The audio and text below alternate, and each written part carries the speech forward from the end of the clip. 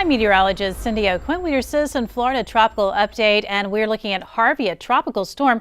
Wind speeds up to 60 miles per hour. The millibar pressure on this was 986, and we're looking at that motion to the north-northwest at 10 miles per hour. Now take a look at this path. This historical path, as it's been tracking along, been quite unusual. It's moving on to the west towards the Mexican coastline, and then it just made an abrupt turnaround and then started going north, and now it's making more of that north-northwesterly curve as it's going back to the Texas coastline. We're looking at landfall potentially somewhere around Corpus Christi. In fact, as we take a look at this storm, once it makes landfall, is actually going to be lingering and causing some more problems. Notice on Sunday, wind speeds around 45 miles per hour. No change in its really motion by Monday either. Winds still up around 40 miles per hour. So we're expecting some heavy rain, some flooding potential, and just that constant winds at 40-45 miles per hour.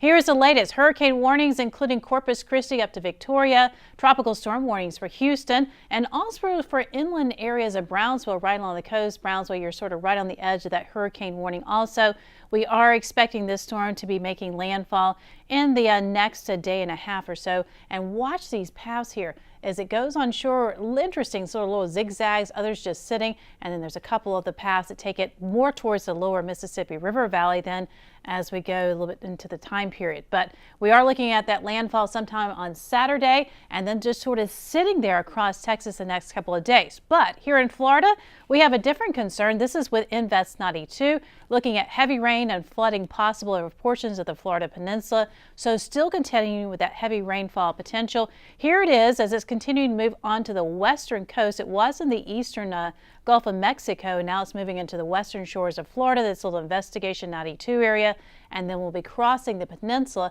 before moving back out into the Atlantic.